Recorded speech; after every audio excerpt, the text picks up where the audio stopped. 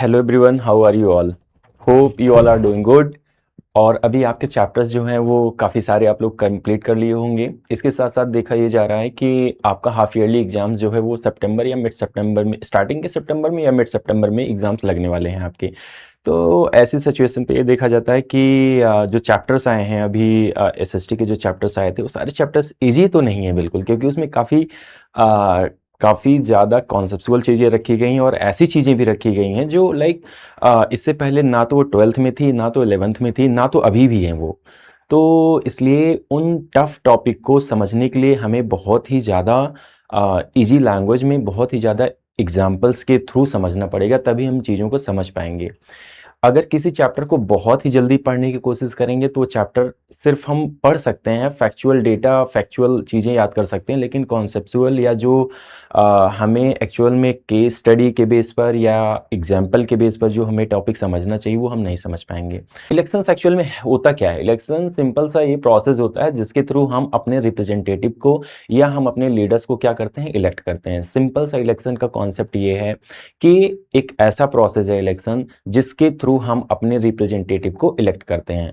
दूसरी बात इलेक्शंस को लेकर के हमें ये जानना है कि इलेक्शंस डेमोक्रेसी का सबसे इंपॉर्टेंट फिनोमेना है। बिना इलेक्शंस के हम डेमोक्रेसी को रिप्रेजेंट नहीं कर पाएंगे, या कोई भी कंट्री अपने आप को अगर डेमोक्रेटिक बोल रही है तो विदाउट इलेक्शंस अगर बोल रही है तो वो वहाँ पे बहुत फ्रेजाइल डेमोक्रेसी होगी। इसका मतलब ये है कि इलेक्शंस सबसे इम्पॉर्टेंट कॉज होता है, सबसे इंपॉर्टेंट फिनोमिना होता है डेमोक्रेसी के लिए।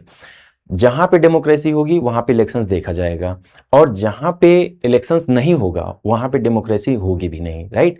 तो इसीलिए इस चैप्टर को डेमोक्रेसी के जस्ट बाद रखा भी गया है कि सबसे पहले इंपॉर्टेंस आपको समझाया जाए कि डेमोक्रेसी क्या होती है, और उसके बाद ये बताया जाए कि इलेक्शंस क्या होता है और इलेक्शन का इंपॉर्टेंस क्या होता है। तो इस चैप्टर में सिंपल सा ये बताया गया है कि इलेक्शंस होता क्या है, क्यों हमारे लिए इलेक्शंस ज़रूरी है, और इलेक्शंस का जो प्रोसेस होता है पूरा, वो चीज़ें हमें इस चैप्टर में समझाई गई हैं।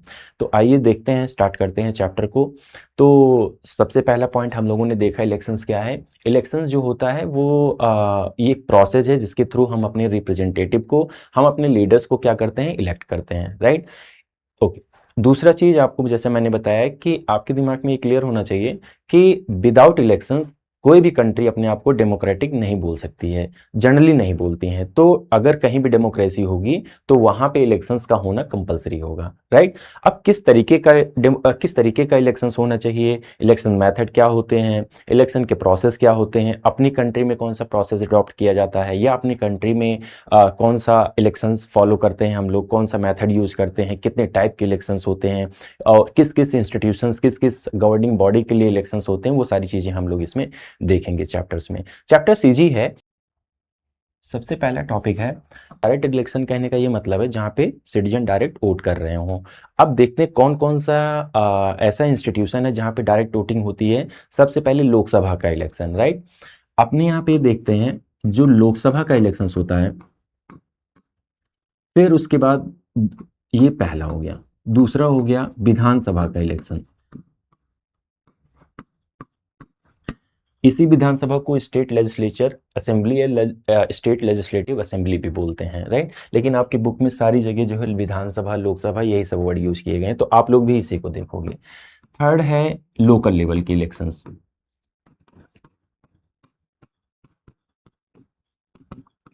तो ये तीन जो इलेक्शंस होते हैं अपने यहाँ पे, स्पेसिफिकली ये जो दो इलेक्शंस होते हैं इसको जनरल इलेक्शंस भी बोलते हैं।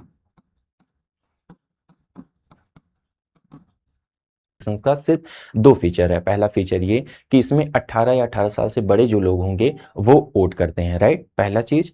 दूसरा चीज आपको ये जानना है कि ये डायरेक्ट जो इलेक्शंस होता है वो कौन कौन से इंस्टीट्यूशंस में होता है, अप्लाई होता है। तो सबसे पहला जो है लोकसभा में होता है, सेकंड विधानसभा में होता है, और थर्ड लोकल लेवल के जो इलेक्शंस होते हैं, जो पंचायती राज इंस्टीट्यूशंस वगैरह हो गए, वहाँ पे ये इलेक्शंस होते हैं। पंचायती राज इंस्टीट्यूशन जैसे कि जो विलेज एरिया हो गए, वहाँ पे प्रधान वगैरह जो चुने जाते हैं, राइट, सरपंच, कई कई स्टेट में सरपंच बोला जाता है उनको।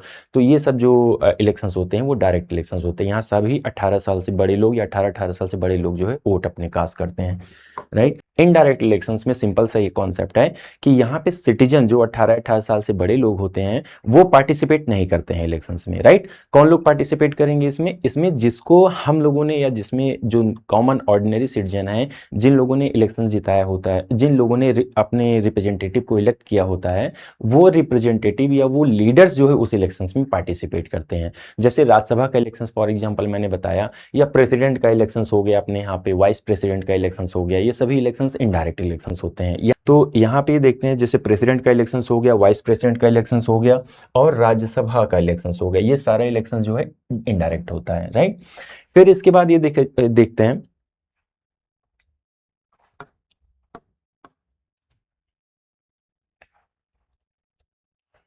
फिर इलेक्शंस में ये इंश्योर होता है कि सबसे पहला चीज़ तो ये पीरियोडिक इलेक्शंस होते हैं। मतलब पीरियोडिक कहने का मतलब है कि 5 साल में, 3 साल में, 2 साल में ऐसे इलेक्शंस होते हैं, राइट। तो अपने यहाँ पे जो जनरल इलेक्शंस है, जनरल इलेक्शंस कहने का क्या मतलब है, लोकसभा का इलेक्शन और विधानसभा का इलेक्शंस, तो ये इलेक्शंस हर एक 5 साल बाद होता है, राइट।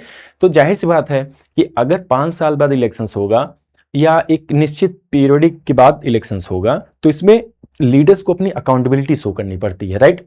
जैसे अगर उनको ये लग रहा होगा कि वो 5 साल में काम नहीं करेंगे, तो जाहिर सी बात है सिटीजन क्या करेंगे, उनको वोट नहीं करेंगे, राइट। तो दोबारा वो इलेक्ट होंगे भी नहीं। तो इस वजह से इलेक्शन एक इतना बढ़िया प्रोसेस है इलेक्शंस का कि इलेक्शंस इसीलिए रखा भी गया है कि इलेक्शंस 4 साल या 3 साल या 2 साल के फेस पे कई सारे स्टेट में, कई सारी कंट्री में जो है 3-3 साल के बाद भी होता है, कई सारी कंट्री में 6 साल के बाद भी होता है। या जो है आप लोग देखे होंगे जो यूएस का इलेक्शंस होता है, वहाँ पे प्रेसिडेंट का इलेक्शन 4 साल बाद होता है। अपने यहाँ पे जो ये पीरियड है वो 5 साल का रखा गया है लोकसभा का और विधानसभा, लेजिस्लेटिव असेंबली का या विधानसभाओं का। तो ये जो एक गैप रखा जाता है, ये इसलिए रखा जाता है कि ताकि लीडर्स जो है बहुत ज़्यादा पावरफुल ना हो जाए, राइट। वो अपनी अकाउंटेबिलिटी लोगों को शो करते रहें। यही रीजन है कि अब जाहिर सी बात, अगर आप सोचो कि किसी भी लीडर्स को ये लग जाए कि वो हमेशा के लिए जो है प्रधानमंत्री बन जाए, या हमेशा के लिए जो है वो लोकसभा का मेंबर बन जाए, या हमेशा के लिए किसी लेजिस्लेटिव असेंबली का मेंबर बन जाए, तो क्या होगा उसके अंदर, वो अकाउंटेबिलिटी लोगों को देगा क्या, वो काम करना चाहेगा, कभी काम नहीं करना चाहेगा, राइट। लेकिन अगर उसको ये लगेगा कि 5 साल बाद इलेक्शंस आएगा और उस इलेक्शंस में अगर वो काम नहीं किया अपने 5 साल के बीच में या अपने 5 साल की ड्यूरेशन में फेस में, तो जाहिर सी बात है लोग उसे वोट नहीं करेंगे, सिंपल सी बात है, राइट। तो ऐसी कंडीशन पे जो लीडर्स होते हैं वो काम करते हैं, राइट। उनको वो शो करते हैं, चाहे शो आउट, चाहे उस तरीके को दिखावा करना हो गया या चाहे एक्चुअल में काम करना हो गया, कुछ भी करके वो काम करते हैं। लोगों की नज़र में ये रहे कि हाँ भाई वो काम कर रहे हैं, राइट, तभी उनको चुना जाता है।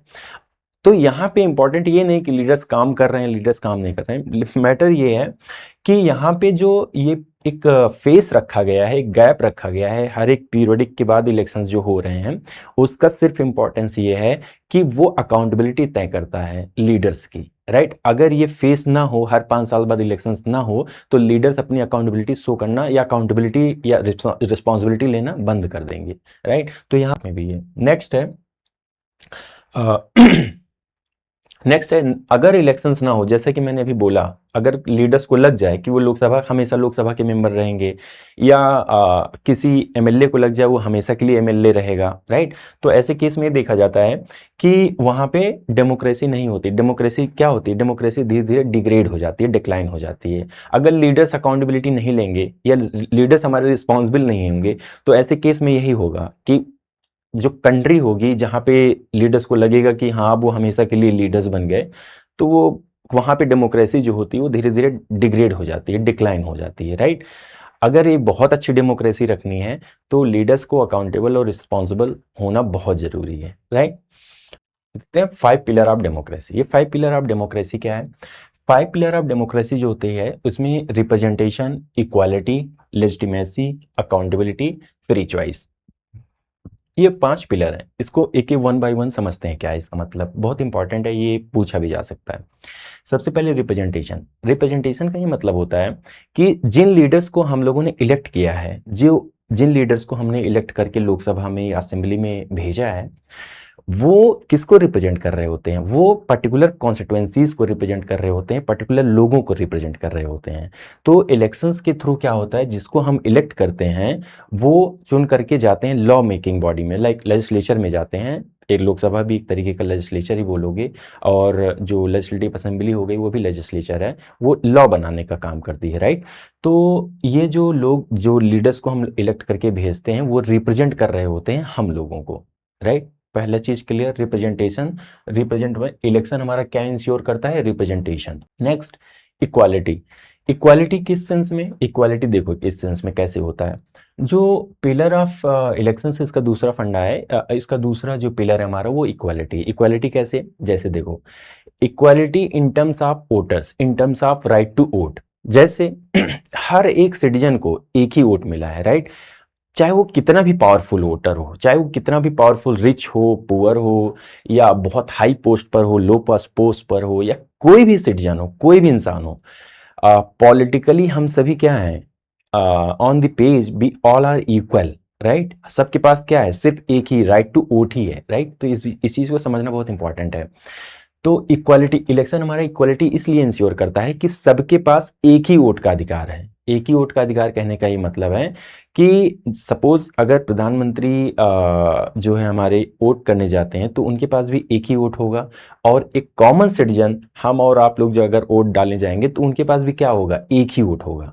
तो पॉलिटिकली अगर देखा जाए तो इस सेंस में, वोट के सेंस में, तो हम जो है वी ऑल आर क्या, इक्वल, राइट। ये चीज आपको जानना है। तो इलेक्शन इंश्योर करता है इक्वालिटी को, क्लियर। Next, legitimacy. लेजिटिमेसी क्या है, बहुत इंपॉर्टेंट चीज है लेजिटिमेसी। यहाँ पे देखा जाता है, लेजिटिमेसी का ये मतलब है कि हम जिसको वोट करते हैं, राइट, अब काउंटिंग होती है, जो सबसे ज्यादा वोट पाता है वो इलेक्ट होता है।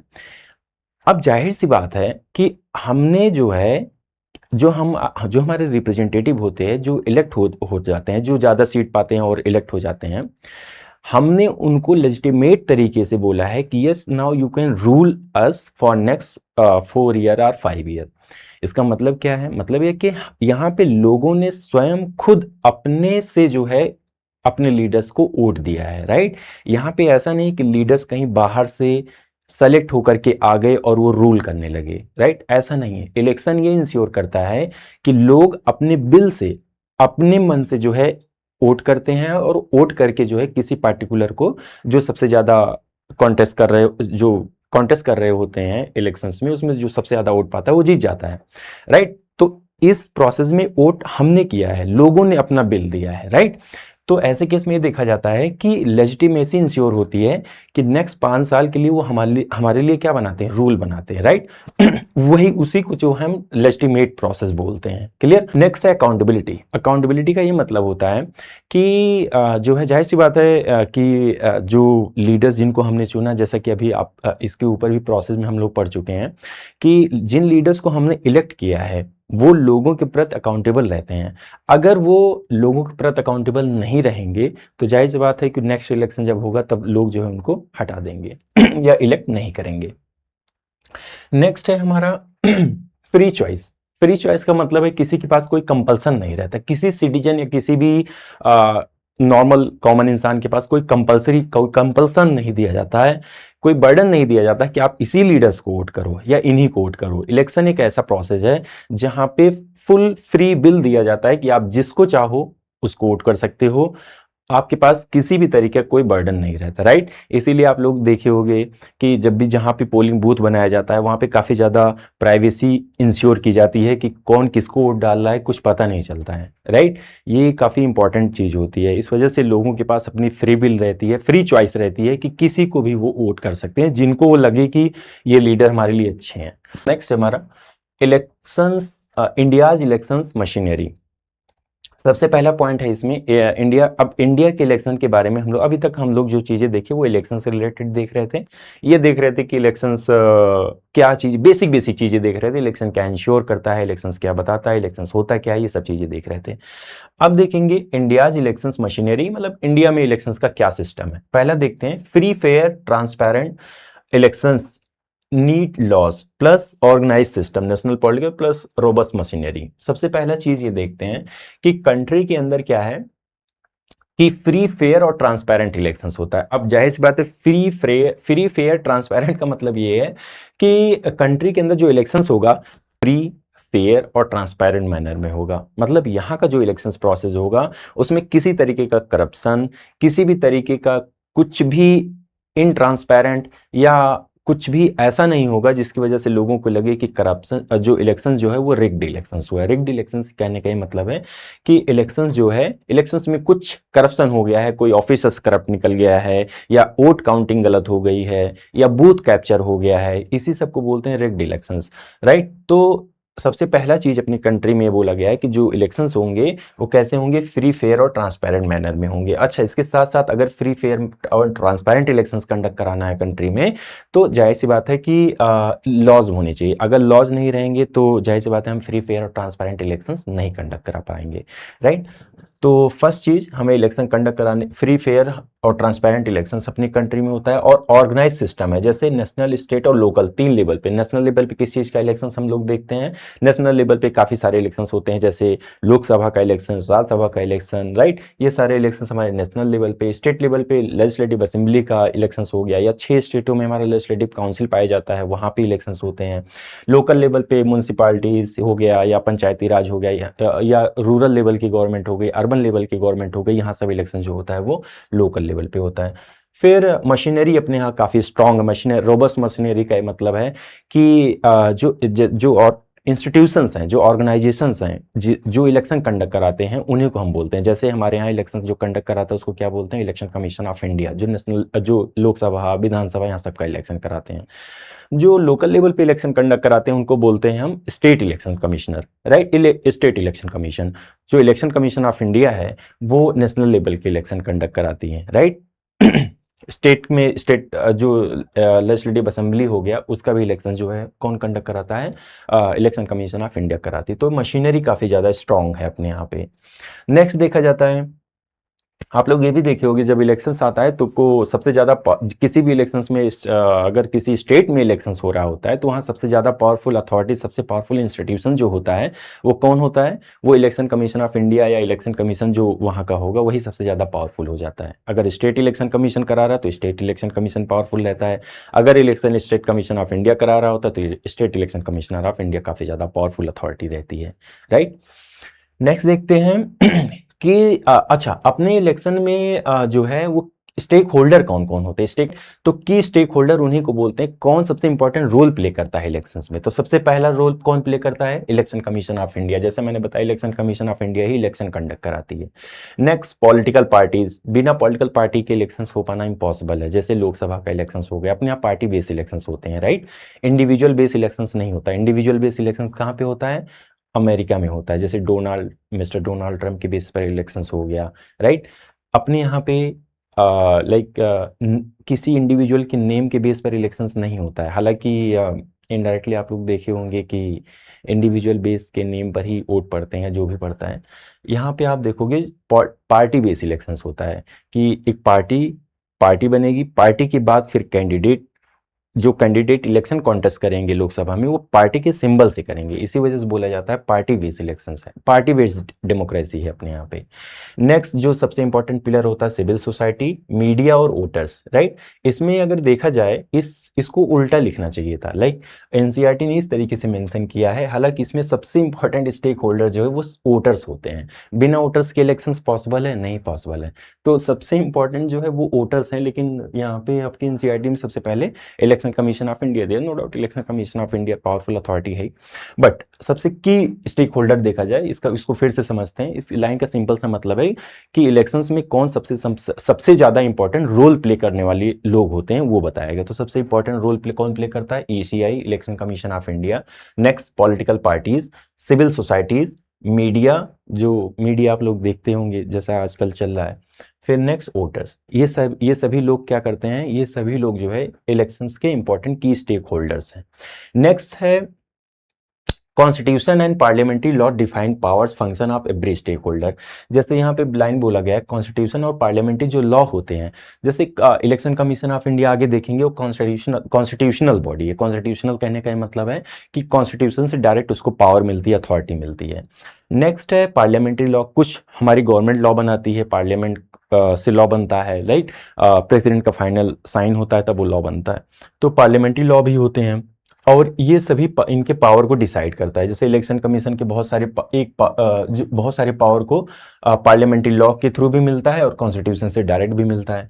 इलेक्टोरल सिस्टम क्या है, देखते हैं। इलेक्टोरल सिस्टम सिंपल सा है, method of converting votes cast to seats in legislature. एक लाइन में सिंपल समझ लो कि इलेक्टोरल सिस्टम का सिर्फ इतना मतलब है कि जिस दिन से हमारा इलेक्शन डेट डिसाइड होता है उसके बाद से लास्ट काउंटिंग तक, डिक्लेरेशन ऑफ विनर तक जो है जितना प्रोसेस इलेक्शन से रिलेटेड होता है वो सभी जो है इलेक्टोरल प्रोसेस, इलेक्टोरल सिस्टम में ही आता है, इलेक्टोरल प्रोसेस में ही आता है। उसको इलेक्टोरल प्रोसेस एक्चुअल बोलते हैं। फिर यह है यहाँ पे India's framers choose. India's framers कहने का मतलब है जब हमारा कॉन्स्टिट्यूशन बना उन्हीं को बोलते हैं इंडियाज फ्रेमर्स, राइट। तो हमारे यहाँ कौन सा सिस्टम इलेक्शंस का यूज़ किया जाता है, हमारे यहाँ जो जनरल इलेक्शंस होते हैं, जैसे मैंने बताया लोकसभा का, स्टेट लेजिस्लेटिव असेंबली का, ये जो इलेक्शंस होते हैं ये first pass the post system, FPTP system के अकॉर्डिंग होते हैं, राइट। नेक्स्ट है हमारा राज्यसभा प्रेसिडेंट वाइस प्रेसिडेंट का election proportional representation PR method के थ्रू होता है। आगे देखते हैं, यहाँ पे बहुत अच्छे से डिस्क्राइब करके दिया है। फिर जो है 6 स्टेट हमारे यहाँ ऐसे हैं जो बाइकैमरल हैं, जैसे मैंने बताया आपको। यहाँ पे इतना जान लो, जैसे पार्लियामेंट, सॉरी,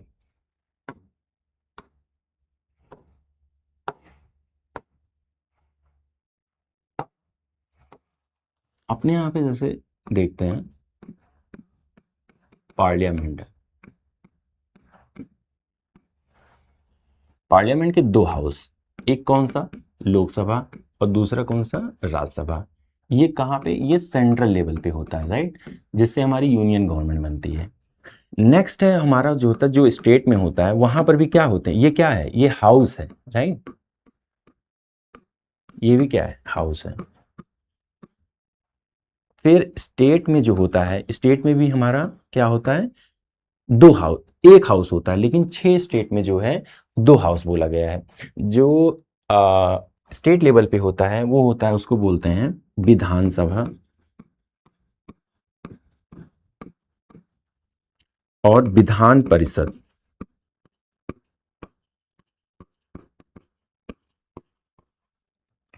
तो जो विधान, अच्छा एक बात ध्यान रखना कि जो स्टेट में होता है एक को बोलते हैं विधानसभा और दूसरा विधान परिषद। तो जो विधानसभा होता है, ये विधान परिषद जो है, ये 2 हाउस सिर्फ 6 स्टेट में ही है, राइट। बाकी सारे स्टेट में सिर्फ विधानसभाएं हैं, वहां विधान परिषद नहीं है। तो इस लाइन में सिंपल सा ही बताया गया है, ये आपके एग्जाम से पूछा भी जा सकता है मे बी, कि 6 स्टेट है हमारे बाई कैमरल लेजिस्लेचर। कौन कौन से, जहां पे विधानसभा और विधान परिषद दोनों है। बाई कैमरल का मतलब 2 हाउस, आंध्र प्रदेश, बिहार, कर्नाटका, महाराष्ट्र, तेलंगाना, उत्तर प्रदेश। कौन कौन से, आंध्र प्रदेश, बिहार, कर्नाटका, महाराष्ट्र, तेलंगाना, आंध्र प्रदेश। आपको इसे याद करना ही पड़ेगा और कोई इसके पास कोई और इसका वो नहीं है शॉर्टकट। तो जो है बाइकैमरल मतलब 2 हाउस, तो 6 स्टेटों में ही 2 हाउस पाए जाते हैं, विधानसभा और विधान परिषद, सिर्फ 6 स्टेट में। कौन से, आंध्रा, बिहार, कर्नाटका, महाराष्ट्र, तेलंगाना, उत्तर प्रदेश। बाकी सारे स्टेटों में सिर्फ एक ही हाउस है जिसको विधानसभा बोलते हैं। इसी विधानसभा को लेजिस्लेटिव असेंबली बोला जाता है और विधान परिषद को लेजिस्लेटिव काउंसिल बोला जाता है। क्लियर। फिर विधान परिषद के जो मेंबर होते हैं वो किसके थ्रू इलेक्ट किए जाते हैं, सिंगल ट्रांसफरेबल वोट। इसको आगे समझेंगे कि क्या होता है ये, राइट।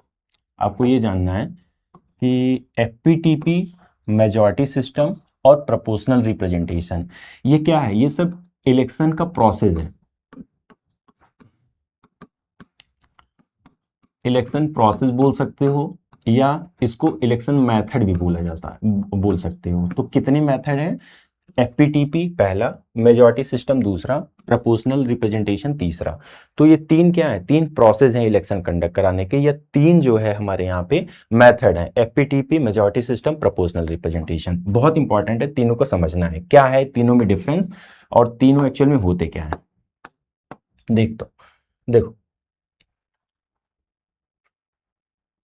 देख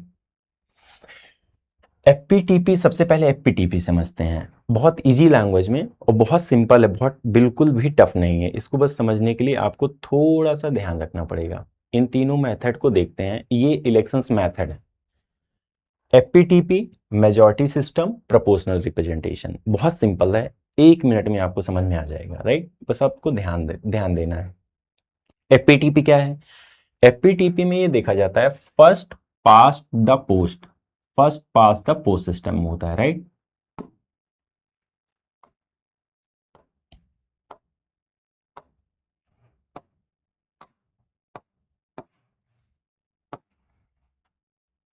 एफपीटीपी है first pass the post system. देखते हैं क्या है इसमें।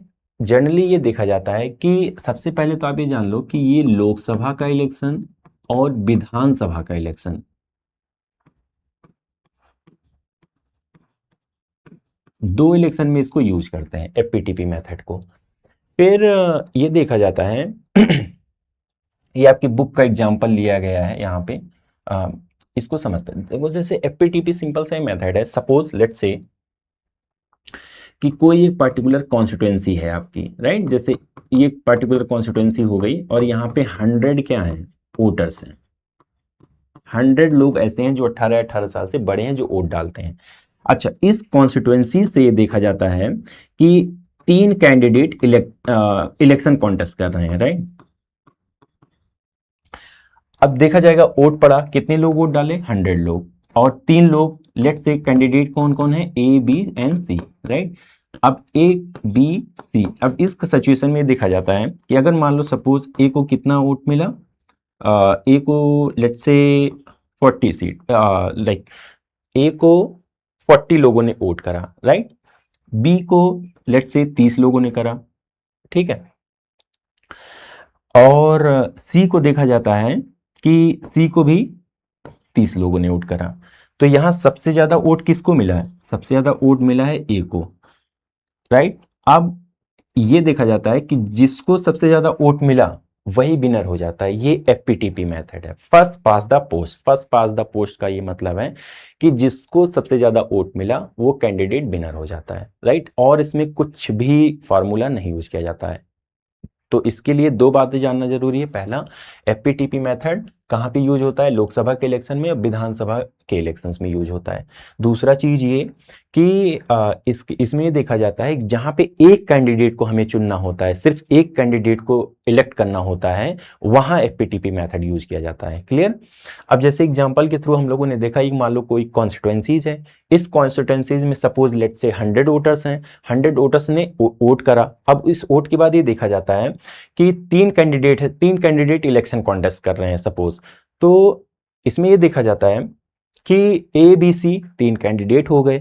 अब इसमें ये देखा जाता है कि ए को जो अब काउंटिंग की गई, तो काउंटिंग करने के बाद ये देखा गया ए को 40 मिला, बी को जो है 30 मिला, सी को जो है 30 मिला। तो यहाँ पे देखा सबसे ज्यादा वोट कौन पाया, ए, इसलिए ए क्या हो जाता है, विनर डिक्लेयर कर दिया जाता है। और इसका कोई कॉन्सेप्ट नहीं है, राइट।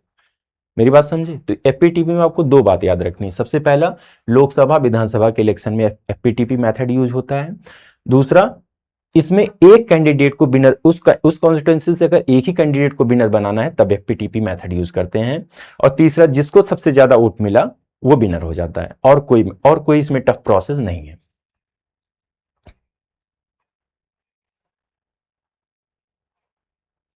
देखो सेकंड, मेजॉरिटी सिस्टम। अब वही उसी एग्जांपल से देखते हैं कि जैसा मैंने बताया, मान लो कोई कॉन्स्टिट्यूएंसी हो गई, यहाँ पे कितने हो गए, 100 वोटर्स हो गए, और लेट से 3 कैंडिडेट हैं, 3 कैंडिडेट इलेक्शन कॉन्टेस्ट कर रहे हैं, ए बी सी। अब इसमें देखा जाता है कि ए को सपोर्ट 40 मिला, बी को 30 मिला, सी को 30 मिला, राइट।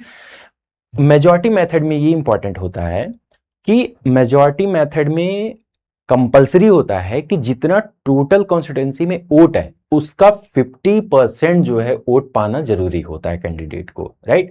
अगर 2 कैंडिडेट हैं तो जो है 50% प्लस 1 वोट पाना जरूरी होता है।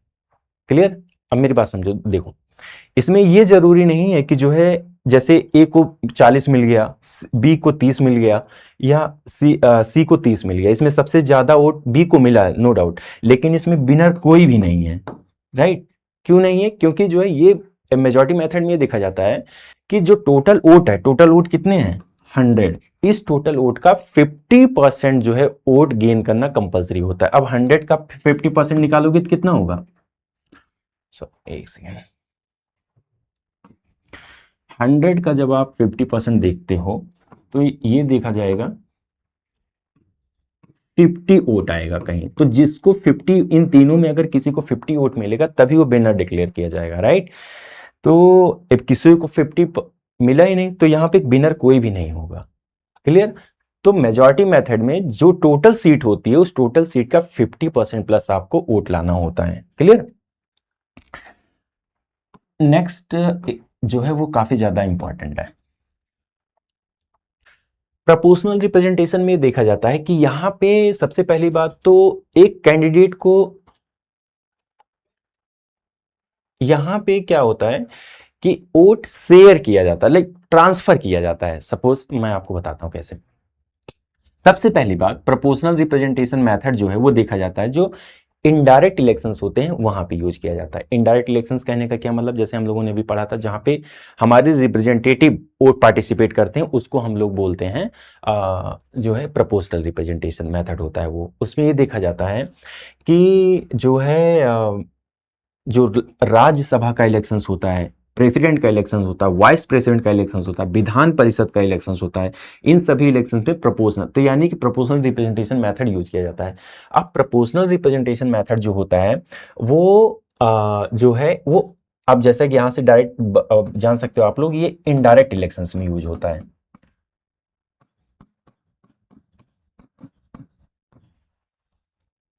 इनडायरेक्ट इलेक्शन कहाँ होता है? राज्यसभा में president, vice president, Vidhan Parishad, इन सब के इलेक्शन के लिए प्रोपोर्शनल रिप्रेजेंटेशन मेथड यूज होता है। हम लोग ये चीज देखते हैं जो हमारे अच्छा कंट्री के अंदर काफी सारे लॉज ऐसे बनाए गए हैं, काफी सारे लॉज ऐसे हैं जिसके थ्रू लॉ बनाए गए हैं जिसके थ्रू जो है इलेक्शन प्रोसेस पूरा गवर्न किया जाता है, राइट। तो अब इसमें सबसे इंपॉर्टेंट चीज जो देखते हैं हमने, 2 लॉ है। एक सबसे पहला है representation of the people act 1950 और दूसरा है रिप्रेजेंटेशन ऑफ पीपल एक्ट 1951। और एक और लॉ है, लेकिन जो अपने जो जनरल इलेक्शन गवर्न किए जाते हैं या राज्यसभा विधानसभा इन सब के भी जो इलेक्शन गवर्न किए जाते हैं वो इन्हीं 2 एक्ट के थ्रू गवर्न किए जाते हैं। इसको शॉर्ट फॉर्म में हम लोग बोलते हैं आरपीए 9050 और इसको बोलते हैं आरपीए 1951 और presidential and vice presidential election act 1952 ये एक्ट है। बट ये जो एक्ट है ये देखा जाता है सिर्फ प्रेसिडेंट और वाइस प्रेसिडेंट के इलेक्शन को गवर्न करने के लिए यूज किया जाता है, लेकिन सबसे इंपॉर्टेंट ये दोनों हैं। तो देखते हैं इसमें कौन कौन सा फीचर्स आता है। Presentation of the people act 1950 में, representation of the people act 1950 में क्या आता है? सबसे पहले allocation of seat, delimitation of the constituencies, preparation of the revision of the electoral rules, voting right for all citizen 18+ जो भी होते हैं विदाउट डिस्क्रिमिनेशन। तो यहाँ पे कितनी चीज हो गई? यहाँ पे 5 चीज हो गई। सबसे पहले चीज जो देखा जाता है यहाँ पे ये है अलोकेशन ऑफ सीट्स, जो जैसा कि आप लोग देखते हो कि लोकसभा में इस समय 550 के अराउंड सीट है। तो ये जो 550 के अराउंड सीट है और जो स्टेट असेंबली आप देखते हो जैसे विधानसभा, वहां पे जो सीट है वो जो सीटें डिसाइड की जाती हैं वो इसी लॉ के थ्रू डिसाइड की। जैसे दिल्ली में कितनी सीट है? दिल्ली लेजिस्लेटिव असेंबली में 70 सीट है और यूपी की असेंबली में 403 सीट है, 403 सीट है। तो ये जो सीटें डिसाइड की जा रही हैं पॉपुलेशन के बेसिस पर डिसाइड की जाती हैं, लेकिन इलेक्शन कमीशन जो है इसको आरपीए एक्ट 1950 के अकॉर्डिंग डिसाइड करता है, राइट। ये बहुत इंपॉर्टेंट चीज है। अब यहां पे देखा जाता है जो सीट का अलोकेशन हो गया वो किसके थ्रू? 1950 के थ्रू। डिलिमिटेशन ऑफ कॉन्स्टिट्यूएंसीज, जाहिर सी बात है अगर सीटों में चेंजेज होगा तो कॉन्स्टिट्यूएंसीज में चेंजेज होगा। जब कॉन्स्टिट्यूएंसी अच्छा, इस एक्ट में ये भी बताया गया है कि जो कॉन्स्टिट्यूएंसीज होती है हमारी उसका डिलिमिटेशन भी 1950 एक्ट के अकॉर्डिंग हम लोग करते हैं। इसके बाद फिर preparation of the electoral rules. Electoral rules कहने का क्या मतलब होता है कि जाहिर सी बात है इलेक्टोरल सोर्स क्या होता है? ये जितने भी वोटर्स होते हैं इनकी एक रजिस्ट्री होती है। रजिस्ट्री कहने का मतलब है इलेक्शन कमीशन के पास एक डेटा, एक कलेक्शन होता है इलेक्टोरल रोल्स का, जिसमें 18 साल से बड़े जितने भी लोग हैं जो जिनके पास वोटर आईडी कार्ड है, उनका नाम, उनका डिटेल जो है सब कुछ मेंशन रहता है, राइट, इलेक्टोरल रोल्स में। तो जैसे सपोज आप अगर इलेक्शन करने अगर आप वोटिंग करने जाओगे तो आपके पास एक वोटर आईडी कार्ड रहेगा, आप वोटर आईडी कार्ड को दिखाओगे तो वो वोटर आईडी कार्ड से वो जो इन्फॉर्मेशन आपके वोटर आईडी कार्ड में रहेगा वो चीज अपने वो इलेक्टोरल रोल से मैच कराएंगे और आपका नाम डिटेल सब कुछ उनके इलेक्टोरल रोल से या उनके रजिस्टर में मेंशन रहेगा, तब जाकर के जो है आपको वोट डालने का अनुमति दी जाएगी, राइट, परमिशन दिया जाएगा। तो यहां पे सिर्फ आपको इतना जानना है कि allocation of seat, delimitation of the constituencies, preparation and revision of the electoral rules, voting right for all citizen, ये चारों पांचों, ये जो पांचों प्रोविजंस हैं ये 1950 एक्ट के अकॉर्डिंग हमारा गवर्न किया जाता है। अब देखते हैं 1951 में क्या है। 1951 में कंडक्ट ऑफ इलेक्शंस है, मतलब इलेक्शन कंडक्ट कराने से रिलेटेड जो इंफॉर्मेशन या इलेक्शन कंडक्ट कराने से जो इंपॉर्टेंट चीजें हैं वो हमारा आरपी एक्ट 1951 में दिया गया है। जैसे for example nomination of candidate, ये नॉमिनेशन ऑफ कैंडिडेट क्या होता है? नॉमिनेशन ऑफ कैंडिडेट ये होता है कि इसमें ये देखा जाता है कि अगर किसी को इलेक्शन लड़ना है तो सबसे पहले या इलेक्शन कॉन्टेस्ट करना है तो वो कहाँ पे जाएगा? वो इलेक्शन कमीशन के पास जाएगा नॉमिनेशन करने के लिए, लाइक बताने के लिए कि yes now I am going to contest the elections, right. Form fill करना पड़ता है, काफी डिटेल्स होती है वो, तो इसी को बोलते हैं नॉमिनेशन ऑफ द कैंडिडेट। तो नॉमिनेशन ऑफ द कैंडिडेट कौन से एक्ट के थ्रू गवर्न किया जाएगा? 1951 के अकॉर्डिंग, राइट। फिर इलेक्शन कैंपेन। अब इलेक्शन कैंपेन भी बहुत इंपॉर्टेंट चीज है। आजकल कैंपेन जो होता है, कैंपेन में लोग बहुत सारी चीजें बोल देते हैं, लाइक ऐसी चीजें बोल देते हैं जिससे वायलेंस होने के, राइट्स होने के चांसेस काफी ज्यादा होते हैं। और इलेक्शन टाइम पे आप लोग देखते होंगे कि ये सब चीजें काफी ज्यादा होती भी हैं। तो जो कैंपेन का एक प्रोसीजर होगा, जो कैंपेन किया जाएगा लीडर्स के थ्रू, जो कैंपेन किया जाएगा या उनके कार्यकर्ताओं द्वारा जो कैंपेन किया जाता है, वो उस कैंपेन का एक पूरा मॉडल कोड ऑफ कंडक्ट रहता है कि आप कैंपेन में क्या नहीं बोल सकते हो और आप कैंपेन में किन किन रूल्स का, किन किन चीजों का वायलेशन नहीं कर सकते हो, राइट। ये सब चीजें जो है कैंपेन के टाइम पे होती है। जैसे आप कास्ट के नाम पर स्पीच नहीं दे सकते हो, आप कोई ऐसी स्पीच नहीं दे सकते हो जिसमें रिलीजियस वायलेंस और कम्युनल वायलेंस होने के चांसेस होते हो। तो ये सब चीज़ें आपको जो है बेसिक्स 9th क्लास की एनसीईआरटी में इसमें इस कॉन्टेक्स्ट में रखा गया है। हालांकि इन्होंने बहुत छोटा पॉइंट दिया है, लेकिन आपको समझना बहुत ज़्यादा ज़रूरी है ये सब चीज़ें। तो नॉमिनेशन ऑफ द कैंडिडेट आता है। फिर इलेक्शन कैंपेन के टाइम पे जो लीडर्स होते हैं हमारे, वो उनका जो बिहेवियरल चीज़ होता है वो गवर्न करने के लिए मॉडल कोड ऑफ कंडक्ट लगाया जाता है, जो इलेक्शन कैंपेन का ही एक पार्ट होता है, राइट। इलेक्शन कैंपेन उसी के पार्ट में आता है, तो ये आरपीए 1951 में आता है। इसके बाद देखते हैं वोटिंग प्रोसीड्यूर। वोटिंग प्रोसीड्यूर कहने मतलब पोलिंग बूथ बनाए जाएंगे और उसके बाद फिर लोग जो है पोलिंग बूथ पर उनकी प्राइवेसी को इंश्योर करना, ये सारी चीज़ें जो है आरपीए 1951 में आता है। फिर resolution of the election dispute, मतलब इलेक्शन में अगर कोई डिस्प्यूट होता है, डिस्प्यूट करने का ये मतलब है कि मान लीजिए कि किसी कैंडिडेट को ये लग रहा है कि उसके वोट काउंट नहीं किए गए या उसको लग रहा है कि उसके साथ इनजस्टिस हुआ है, तो ऐसे प्रोसेस में क्या होता है कि जो डिस्प्यूट अराइज होता है इलेक्शन टाइम पे, वो इलेक्शन का वो जो है आरपी एक्ट 1951 के तहत ही जो है डील किया जाता है, राइट। वो कैंडिडेट हाई कोर्ट या सुप्रीम कोर्ट अप्रोच करते हैं जिसके थ्रू वो जस्टिस पाते हैं। फिर लास्ट में आता है इलेक्टोरल ऑफेंसेस। इलेक्टोरल ऑफेंसेस कहने का मतलब है कि इसमें जो भी कोई भी क्राइम या कुछ चीज़ें जो भी हैपेंड होती हैं इलेक्शन के टाइम पे, इलेक्शन प्रोसीड्यूर में पूरा, उस चीज़ को भी जो है 1951 के आरपी 1951 के तहत जो है डील किया जाता है। तो एक बारी सिंपल वर्ड में इसको समझते हैं कि आरपीए 1951 में कंडक्ट ऑफ इलेक्शंस से रिलेटेड जो चीज़ें हैं वो डील की जाती है, जैसे nomination of candidate, campaign, voting procedure, फिर resolution of the election dispute, electoral offences, ये सारी चीज़ें जो है हमारा 1951 में डील की जाती हैं। 1950 में एक बार देख लेते हैं allocation of seat, delimitation of the constituencies, preparation and revision of electoral laws, voting right for all citizen, जो 18 साल से बड़े हैं उनके लिए वोटिंग राइट्स को इंश्योर करना, राइट। ये सारी चीज़ें हमारा जो है 1951 में आती हैं। क्लियर?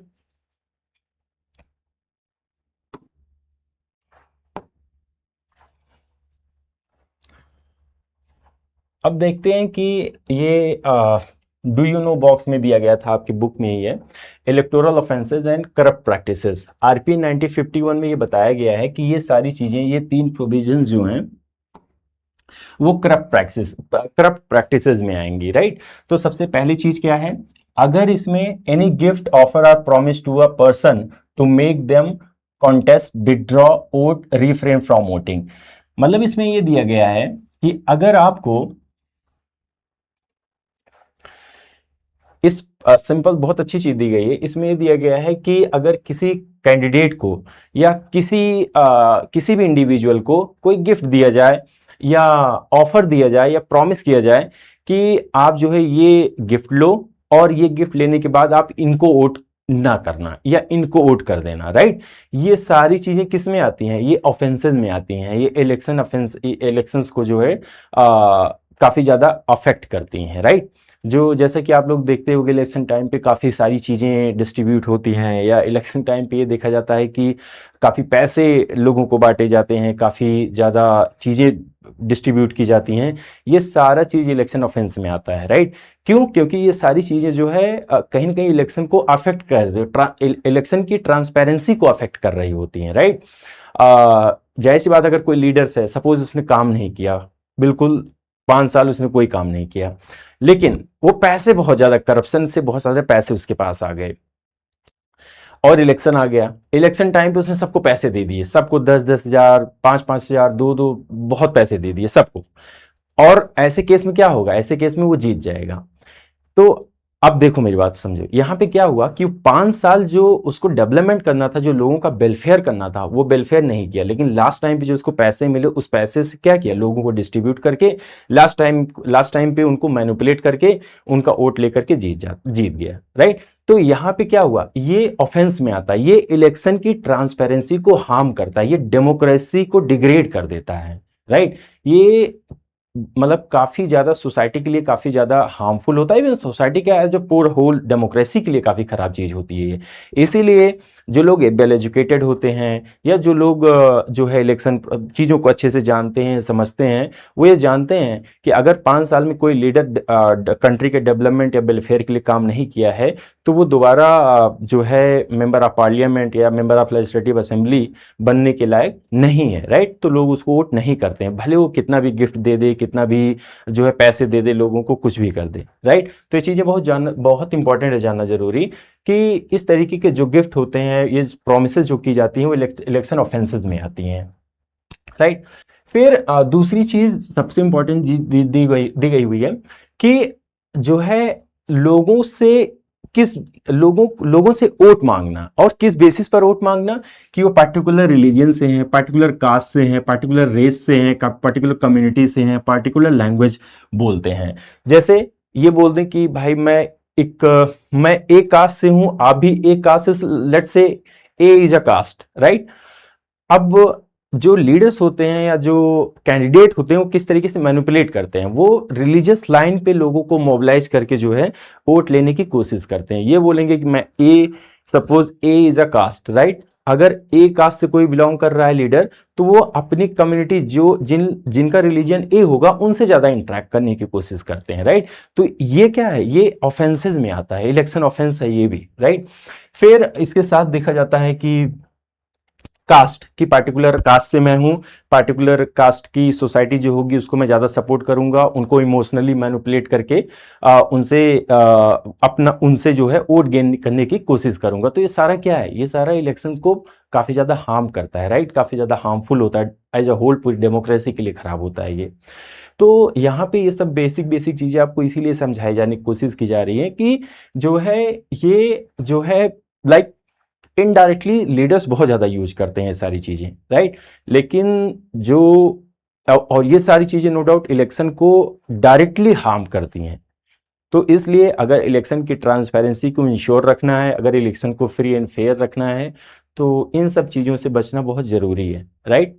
कि लीडर्स 5 साल कुछ काम नहीं किए, लास्ट में आकर के ये बोल दी कि मैं इस कास्ट से, आप इस कास्ट से, आप मुझे वोट दे देना, मैं आपके लिए काम करूंगा। इस चीजों से बचना बहुत ज्यादा जरूरी है। फिर अच्छा, इसमें रेस का क्या मतलब है? रेस कहने मतलब आप एक पर्टिकुलर कल्चर से बिलोंग कर रहे हो, राइट। आप एक पार्टिकुलर एथनिसिटी से बिलोंग कर रहे हो। जैसे एथनिसिटी कहने का मतलब है कि there is a diversity in our country, right. जैसे नॉर्थ ईस्ट हो गया, साउथ हो गया, साउथ इंडिया हो गया, नॉर्थ इंडिया हो गया, सब क्या है, एथनिसिटी में अगर देखो तो डिफरेंट डिफरेंट एथनिसिटीज हैं, राइट। तो इसी चीज को बोला जाता है रेस।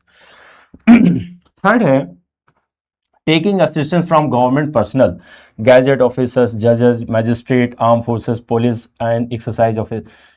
इसमें ये देखा जाता है कि taking assistance from government personnel मतलब किसी गवर्नमेंट ऑफिशियल से कुछ असिस्टेंसी लेना, मतलब जो पॉलिटिकल पार्टीज होती हैं, मैं अच्छे से इसको समझाता हूँ।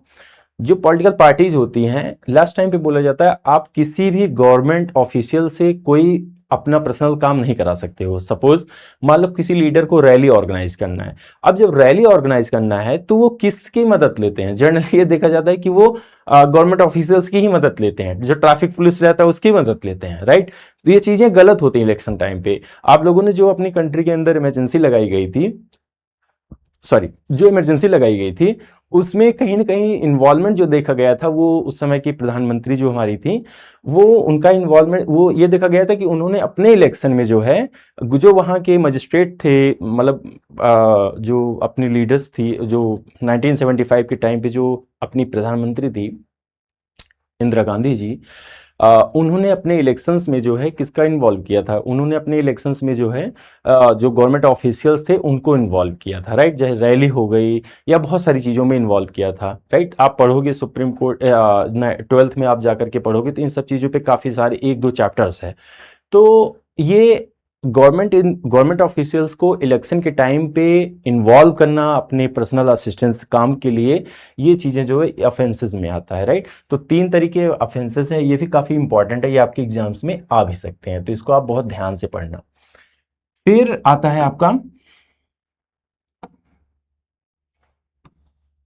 डिलिमिटेशन कमीशन, बहुत इंपॉर्टेंट है ये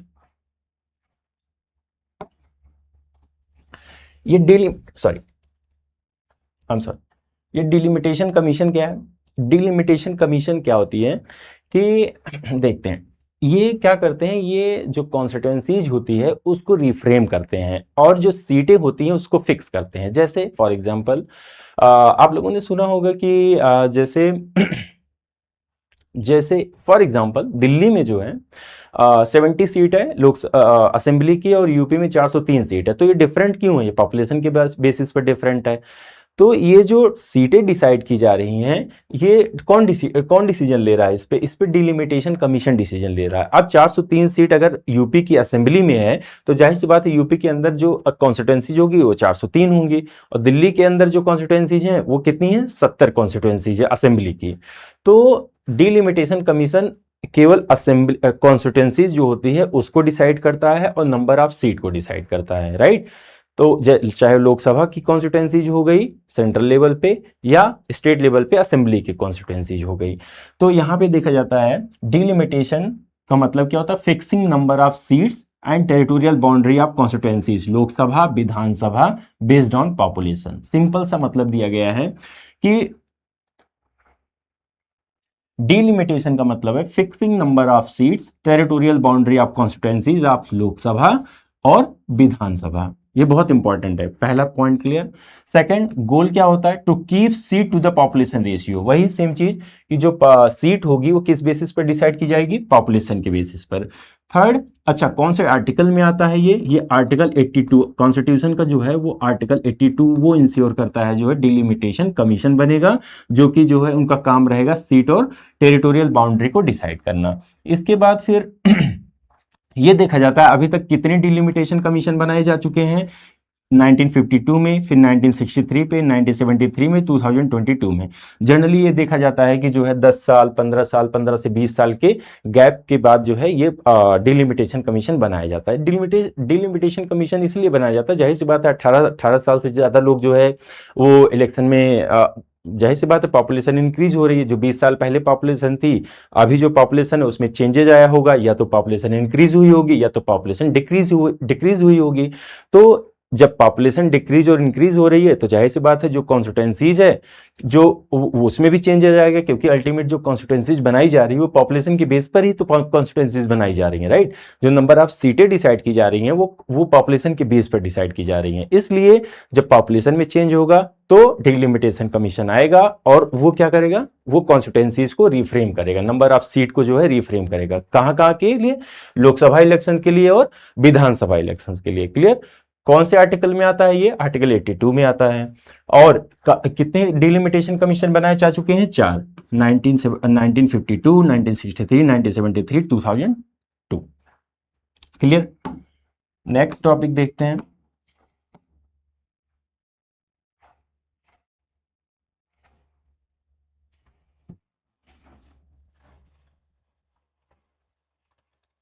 बहुत इंपॉर्टेंट है। नेक्स्ट टॉपिक है हमारा इलेक्शन कमीशन ऑफ इंडिया। इसमें देखते हैं कि सबसे पहले इलेक्शन कमीशन ऑफ इंडिया कैसी बॉडी है। Election commission of India constitutional body है।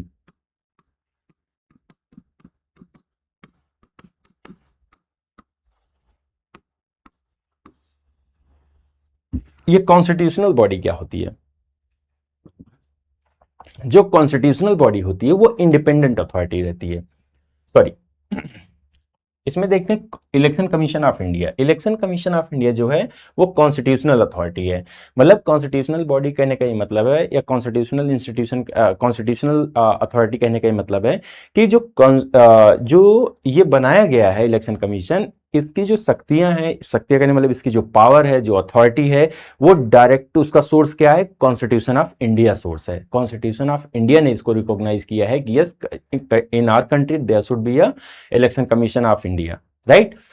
अब देखते हैं जरा इसको क्या है ये। अच्छा, इनके कामों में कोई भी इंटरफेयर नहीं करता है। इंटरफेयर कहने का ये मतलब है कि इलेक्शन कमीशन की, इलेक्शन, जाहिर सी बात है जब इलेक्शन कमीशन को जो पावर है वो कॉन्स्टिट्यूशन से डायरेक्ट मिला है और जो उनकी ड्यूटीज और रिस्पॉन्सिबिलिटीज है वो भी कॉन्स्टिट्यूशन से मिला है, तो ऐसे केस में इनके काम में कोई भी इन्वॉल्व नहीं होता है, राइट। कोई गवर्नमेंट कोई इंटरफेयर नहीं करती है। जाहिर सी बात, अगर गवर्नमेंट इंटरफेयर करेगी तो इलेक्शन में जो है इंटरफेरेंस बढ़ेगा। तो जाहिर सी बात है जो है, अगर इंटरफेरेंस बढ़ेगा किसी गवर्नमेंट का तो वो अपनी पार्टी के लिए जो है फेवर करने की कोशिश करेंगे और फिर इलेक्शन की ट्रांसपेरेंसी पे क्वेश्चन रेज होने लगेगा। तो इसीलिए जो है कॉन्स्टिट्यूशन, इलेक्शन को क्या बनाया गया है, बिल्कुल ऑटोनॉमस बॉडी, बिल्कुल इंडिपेंडेंट बॉडी, जो कि कॉन्स्टिट्यूशन से पावर मिलती है इनको, राइट। अब देखते हैं, सबसे पहला पॉइंट है autonomous permanent constitutional body establish 25 ये जो है 25 जनवरी 1950 को स्टैब्लिश किया गया था, राइट। ये बहुत इंपॉर्टेंट है 25 जनवरी, इसलिए क्योंकि 25 जनवरी को हम लोग क्या मनाते हैं, वोटर्स डे मनाते हैं, राइट। बहुत इंपॉर्टेंट है ये, आप बहुत ये जिस दिन स्टैब्लिश हुआ उसी दिन जो है हम लोग क्या मनाते हैं, नेशनल वोटर्स डे मनाते हैं। अच्छा, दूसरा चीज ये है, आर्टिकल 324 से लेकर के 329 तक अपने कॉन्स्टिट्यूशन में वो क्या, वो किस चीज पर बात करता है, वो इलेक्शन कमीशन के एस्टैब्लिशमेंट पर बात करता है और इनके पावर और ड्यूटीज पर बात करता है, राइट। अब देखते हैं कि इलेक्शन कमीशन कौन कौन से इलेक्शन कंडक्ट कराता है। इलेक्शन कमीशन लोकसभा का इलेक्शन कंडक्ट कराएगा, राज्यसभा का कराएगा, विधानसभा का, विधान परिषद का। ये दोनों कहाँ पे, ये दोनों सेंट्रल लेवल पे होते हैं। ये कहाँ पे होते हैं, स्टेट में होते हैं। फिर प्रेसिडेंट का इलेक्शन और वाइस प्रेसिडेंट का इलेक्शन, 4 इलेक्शन जो है election commission of India conduct कराता है। पहला इलेक्शन कौन सा, लोकसभा का, राज्यसभा का। लोकसभा का इलेक्शन डायरेक्ट, राज्यसभा का इलेक्शन इनडायरेक्ट, विधानसभा का इलेक्शन डायरेक्ट, विधान परिषद का इलेक्शन इनडायरेक्ट, प्रेसिडेंट और वाइस प्रेसिडेंट का इलेक्शन इनडायरेक्ट होता है। तो ये जितने भी 6 इलेक्शन जो हो गए, ये कौन कंडक्ट कराता है, election commission of India. Clear. अब इसके देखो, स्टेट लेवल में जो इलेक्शंस होता है, जो स्टेट कहने मतलब जो पंचायती लेवल पे जो इलेक्शंस होता है, जिसमें आप प्रधान चुने जाते हैं, सरपंच चुने जाते हैं, उनका इलेक्शन कौन कंडक्ट कराता है, उनका election state election commissioner conduct कराता है, राइट। स्टेट में भी इलेक्शन कमिश्नर्स होते हैं, राइट। तो अभी देखते हैं स्टेट लेवल पे जो इलेक्शन कमीशन की अदर ऑफिसर्स होते हैं उनको बोला क्या जाता है। जैसे स्टेट लेवल पे चीफ इलेक्टोरल ऑफिसर्स होते हैं, सेंट्रल लेवल पे कौन रहेगा, चीफ इलेक्शन कमिश्नर ऑफिसर या chief election commission of India. उसके बाद 2 और मेंबर होते हैं। फिर देखा जाता है स्टेट में जो इलेक्शन कमीशन ऑफ इंडिया का हेड होगा उसको क्या बोलेंगे, चीफ इलेक्टोरल ऑफिसर्स। कौन अपॉइंट करता है इनको, election commission of India, right. ये सुपरवाइज करते हैं इलेक्शन वर्क को। फिर डिस्ट्रिक्ट्स में जो ऑफिसर्स होते हैं, जैसे कि मजिस्ट्रेट, जिसको आप डीएम बोलते हो, एसडीएम बोलते हो, डिस्ट्रिक्ट मजिस्ट्रेट, राइट, ये सब जो होते हैं इन्हीं को जब इलेक्शंस आता है तो इन्हीं को क्या बना दिया जाता है, district elections officers, returning officer, electoral registration officers. तो ये क्या है, देखो, election commission of India central level पे, फिर स्टेट लेवल पे जो इलेक्शन कमीशन का जो सबसे चीफ ऑफिसर होगा उसको क्या बोलेंगे, चीफ इलेक्टोरल ऑफिसर स्टेट में। उसके बाद डिस्ट्रिक्ट्स में देखते हैं, डिस्ट्रिक्ट्स में जो इलेक्शन का ऑफिसर्स रहेगा उसको क्या बोलेंगे, district election officers, returning officer, electoral registration officers बोलते हैं। क्लियर। फिर ये देखते हैं कि नेशनल वोटर्स डे, जैसा मैंने बताया 25 जनवरी को सेलिब्रेट किया जाता है। क्लियर। ये इतना ज्यादा कुछ खास है नहीं, ये इसी साल ऐड हुआ है, तो इसको सिंपल सा देखते हैं। इंटरनेशनल इलेक्शंस विजिटर्स प्रोग्राम है ये, election commission of India flagship programme for the global cooperation, memorandum of understanding signed with 28 EMBS and 3 international bodies, IFEC, international IDEA and united nation. ये काफ़ी अचीवमेंट है, election commission of India की achievement बताया जा रहा है यहाँ पे, काफ़ी अच्छी अचीवमेंट है, बट आप लोग इसको देख सकते हो, कुछ खास है नहीं इसमें। समझना आपको ये ज़्यादा ज़रूरी है कि election commission of India autonomous body है। कब बनाई गई, 25 जनवरी 1950 को बनाई गई, कॉन्स्टिट्यूशनल बॉडी है ये। आर्टिकल 324 और 329 में किस चीज पर बात की गई है, इलेक्शन कमीशन के फॉर्मेशन, इससे एस्टैब्लिशमेंट पे बात की गई है, और इसके पावर पे बात की गई कि इनको पावर और ड्यूटीज क्या क्या दी गई हैं कॉन्स्टिट्यूशन में। फिर कौन कौन से इलेक्शन कंडक्ट कराते हैं, राज्यसभा, लोकसभा, राज्यसभा, विधानसभा, Vidhan Parishad, president, vice president. फिर स्टेट में जो इलेक्शन कमीशन का जो सबसे चीफ ऑफिसर होगा उसको बोलते हैं चीफ इलेक्टोरल ऑफिसर। डिस्ट्रिक्ट्स में जो सबसे चीफ होगा उसको बोलेंगे district election officers, returning officer, electoral registration officers, electoral registration officers.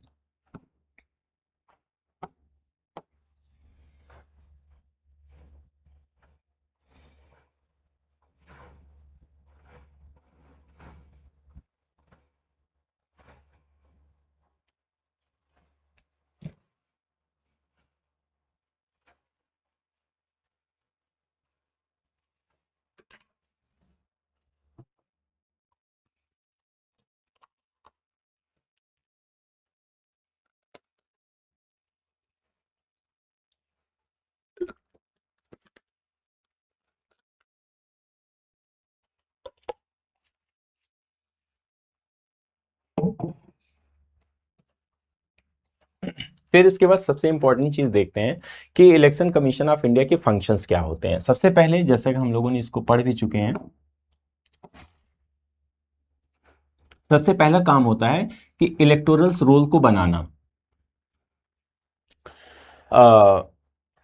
Electoral rolls वही होता है कि जिसमें जो 18 साल से बड़े जो लोग हो जाते हैं उनका जो डेटा होता है, उनका जो इन्फॉर्मेशन होता है, कहाँ से हैं वो, उनका नाम क्या है, एज क्या है, ये सारी चीज़ें जो है एक इलेक्शन कमीशन क्या करता है, इलेक्शन कमीशन जो है अपने पास एक रजिस्टर बोल सकते हो, अब तो टेक्निकल डिजिटली फॉर्म में रहता है, उसमें उनका डेटा सारा फीड रहता है, राइट, उसी को इलेक्टोरल रोल्स बोला जाता है।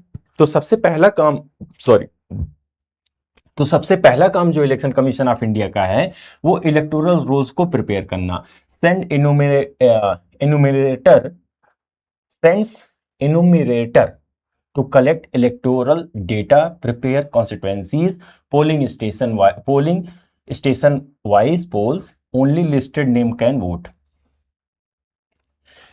इलेक्शन कमीशन का की फंक्शंस देखते हैं। इलेक्शन कमीशन के की फंक्शन में सबसे पहला काम है कि इलेक्टोरल रोल्स प्रिपेयर करना। इलेक्शन कमीशन का काम क्या है, पहले electoral roll prepare. Electoral roll क्या होता है कि एक तरीके की रजिस्ट्री होती है, एक रजिस्टर बोल सकते हो आप, अब तो डिजिटल फॉर्म में होता है रजिस्टर। उसमें क्या होता है कि जितने भी 18 साल से बड़े लोग होते हैं जिनके पास वोटर ID कार्ड होता है, वो क्या करते हैं कि उनका जो डेटा है, उनका जो इन्फॉर्मेशन है वो उनके पास भी लिस्टेड रहता है, राइट, उसी को आप इलेक्टोरल रोल्स बोलते हो। तो इलेक्शन कमीशन का पहला काम जो है वो इलेक्टोरल रोल्स को बनाना, राइट। अब सबसे इंपॉर्टेंट चीज जो है वो ये है SIR, देखो, जाहिर सी बात है, अगर कोई 18 साल का हो गया या 18 साल से बड़ा हो गया तो क्या करेगा, वोटर आईडी के लिए अप्लाई करेगा। जब वोटर आईडी के लिए अपना इंफॉर्मेशन देगा तो इलेक्शन कमीशन उसके इंफॉर्मेशन को अपने पास रजिस्टर करके रख लेगा और उसको वोटर आईडी कार्ड प्रोवाइड कराएगा। तो वोटर आईडी कार्ड किसके पास आ जाता है, जो वोटर्स होते हैं उनके पास। और इसके साथ साथ इलेक्शन कमीशन के पास भी कुछ डेटा रहते हैं उस इंसान के, उस सिटीजन का, ताकि जब पोलिंग बूथ पर वोट डालने जाएगा वो तो अपने डेटा से मैच करा के देखेंगे हाँ ये वही पर्सन है, तभी उसको वोट डालने देते हैं, राइट। तो इलेक्टोरल रोल्स जो है वो सिंपल सा एक टाइप के रजिस्टर बोल सकते हो, रजिस्ट्री है जिसमें जो है जो वोटर्स होते हैं उनका डिटेल, उनका डेटा जो है फीड होता है।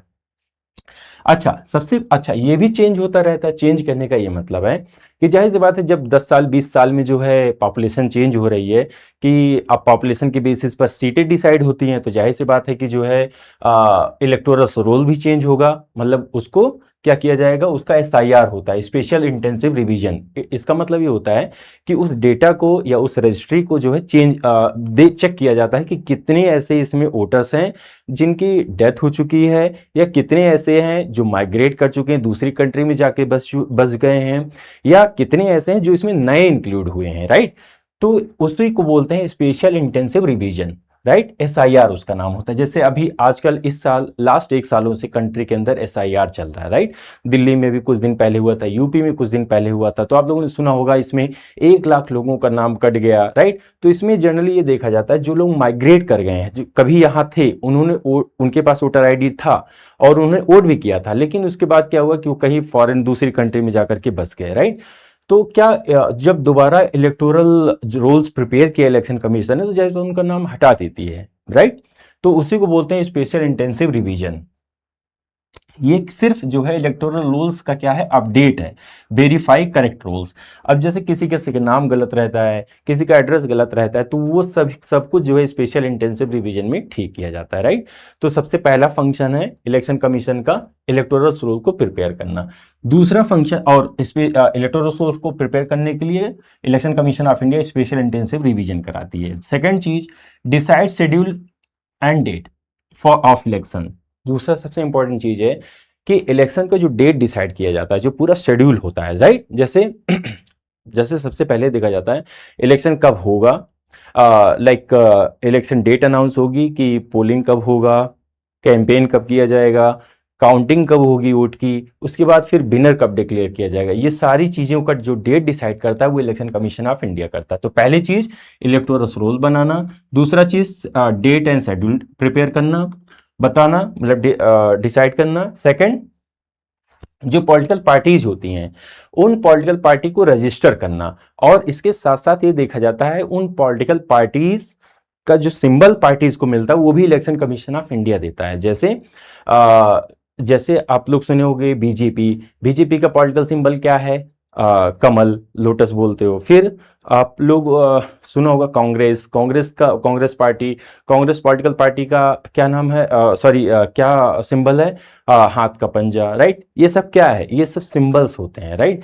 तो इसीलिए जो है ये जो सिंबल अलॉट करता है, ये कौन अलॉट करता है, ये election commission of India allot करती है, राइट। तो ये सब चीजें जो है आप लोग मतलब ये बहुत इंपॉर्टेंट फंक्शन है इलेक्शन कमीशन ऑफ इंडिया के, ये आपके एग्जाम्स में आती भी हैं, राइट।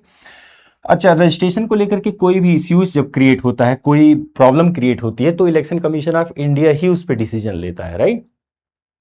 नेक्स्ट देखते हैं, ensure free and fair election. सबसे इंपॉर्टेंट चीज तो यही है कि जो है इलेक्शन कमीशन ऑफ इंडिया को सबसे बड़ी पावर दी गई है कि कंट्री के अंदर फ्री एंड फेयर इलेक्शंस होना चाहिए, राइट। उसमें कुछ भी, किसी भी तरीके की डिस्क्रिपेंसीज, ये सब चीज़ें नहीं आनी चाहिए। तो free and fair election ensure कराना, ये चौथा सबसे इंपॉर्टेंट फंक्शन है इलेक्शन कमीशन ऑफ इंडिया का। ये आपके एग्जाम्स में मतलब बहुत इंपॉर्टेंट है, क्योंकि ये इसके आने की प्रोबेबिलिटी बहुत ज़्यादा है। तो सबसे ज़्यादा एक बार रिपीट कर लेते हैं कि फंक्शन में पहला फंक्शन क्रिएट इलेक्टोरल रोल्स, जिसके लिए एसआईआर कराना जरूरी होता है। एसआईआर होता है हर एक 15 साल, 20 साल, 10 साल के गैप के बाद जो है एसआईआर होता है कंट्री में, राइट। दूसरा दूसरा डेट एंड शेड्यूल डिसाइड करना। थर्ड जो है पार्टीज का रजिस्ट्रेशन और उनके लिए सिंबल अलॉट करना। फोर्थ है free and fair election conduct कराना।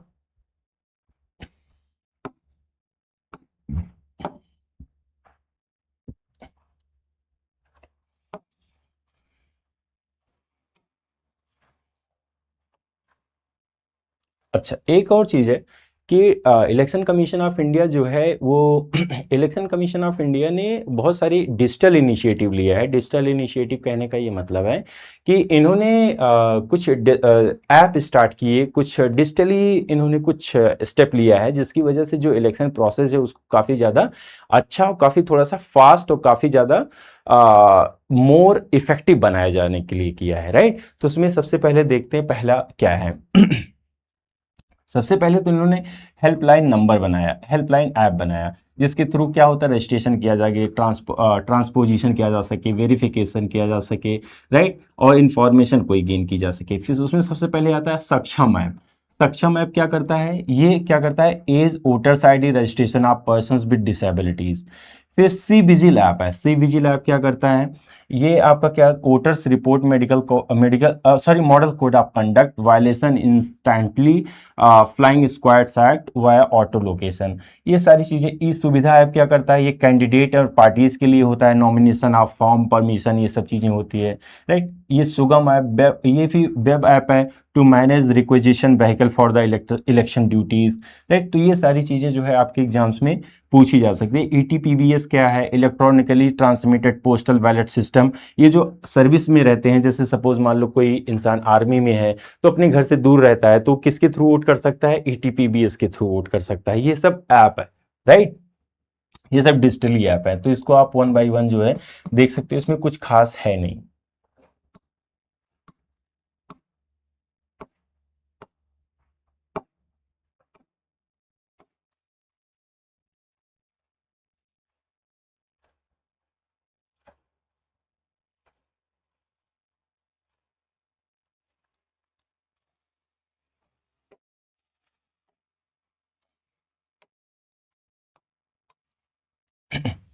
नेक्स्ट टॉपिक हमारा बहुत ही इंपॉर्टेंट टॉपिक है, वो है पॉलिटिकल पार्टीज। ये पॉलिटिकल पार्टीज क्या होती हैं, इनके रोल्स क्या होते हैं, ये चीज समझते हैं। पॉलिटिकल पार्टीज, नेक्स्ट टॉपिक हमारा पॉलिटिकल पार्टीज है, इनके रोल क्या होते हैं और ये काम क्या करते हैं, किस तरीके से काम करते हैं, ये चीज हम लोग समझेंगे इसमें। तो जो पॉलिटिकल पार्टीज होती हैं सबसे पहला, जो parties helps voter learn about candidate policies, vision, position and socio economic political issues. Political part, इनका रोल क्या होता है, organise public opinion, campaign on issues, offer meaningful choices, enable inform voting decision. इनका रोल सबसे important. Political party simple सा आप समझ सकते हो, कई लोगों का ग्रुप होता है जो एक पर्टिकुलर एजेंडे पर काम करते हैं, राइट। एजेंडा कहने का ये मतलब होता है कि एजेंडा, ये सिंपल सा कहने का मतलब है कि जो जिनकी जो आइडियोलॉजी होती है वो सेम होती है, राइट। और जाहिर सी बात है, अगर अब बहुत सारे लोगों का ओपिनियन, बहुत सारे लोगों का व्यूज किसी पर्टिकुलर चीज को लेकर के सेम है, तो वो एक ऑर्गेनाइजेशन बना सकते हैं, वो एक ग्रुप बना सकते हैं, राइट। और जब वही लोग जो है political election commission of India को अप्रोच करेंगे एज अ पार्टी फॉर्मेशन के लिए, तो इलेक्शन कमीशन ऑफ इंडिया उनकी पूरी बैकग्राउंड को चेक करके जो है पार्टी डिक्लेयर करता है, जो कि इलेक्शन में कॉन्टेस्ट करने लायक होते हैं वो लोग। तो इसमें सिंपल सा ये देखते हैं इनका रोल क्या होता है। सबसे पहला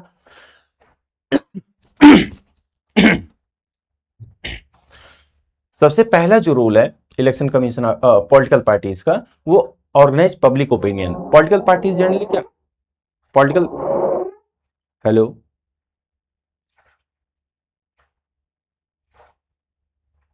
पॉलिटिकल पार्टीज जनरली करती क्या है, पॉलिटिकल पार्टीज जो होती हैं वो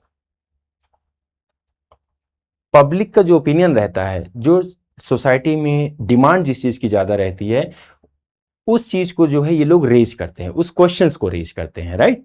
तो यहाँ पे सिंपल से जो पब्लिक का ओपिनियन रहता है उसको ये लोग रेज करते हैं, राइट। तो सबसे पहला काम इनका यही हो गया कि पब्लिक ओपिनियन को ऑर्गेनाइज करना। सेकंड, कैंपेन करना। Third, meaningful choices. काफी सारी पॉलिटिकल पार्टीज रहेंगी तो लोगों के पास चॉइसेस रहती है चुनने की, राइट। अगर मान लो कोई एक ही पॉलिटिकल पार्टी, जैसे चाइना में सिंगल पार्टी सिस्टम है, तो वहां पे सिर्फ आपको एक ही पार्टी के लोगों को जिताना पड़ेगा, उन्हीं को वोट करना पड़ेगा। लेकिन जहां मल्टी पार्टी सिस्टम है, जैसे अपनी कंट्री मल्टी पार्टी सिस्टम है, तो यहाँ पे आप लोगों के पास चॉइस रहती है, किसी भी पॉलिटिकल पार्टी को वोट कर सकते हैं, राइट। फिर नेक्स्ट है India has a multi party system, जैसा मैंने अभी बताया इंडिया क्या है, इंडिया के पास मल्टी पार्टी सिस्टम है। तो यहाँ डाइवर्सिटी, जाहिर सी बात है डाइवर्सिटी काफ़ी ज़्यादा है, इसीलिए मल्टी पार्टी सिस्टम भी काफ़ी, इसीलिए मल्टी पार्टी सिस्टम है भी अपने यहाँ पे। तो जो एक फ्लो होता है वो क्या होता है, सिटीजन सिटीजन क्या अप्रोच करते हैं, पॉलिटिकल पार्टीज को अप्रोच अप्रोच करते हैं। पॉलिटिकल पार्टीज क्या करती है, इलेक्शन कंटेस्ट करती है। अब यहाँ पे जो जीत जाता है, जो पार्टी जीत जाती है वो क्या बनाती है, गवर्नमेंट बनाती है, राइट। अब ये गवर्नमेंट क्या करेगी, 5 साल 4 साल जो भी उनका पीरियड रहेगा उस पीरियड पे रूल करेगी, राइट। अपोजिशन पार्टी क्या करती, जो नहीं जीतते, जो दूसरे नंबर पे आती है, अपोजिशन पार्टी का रोल प्ले करती है जनरली वो।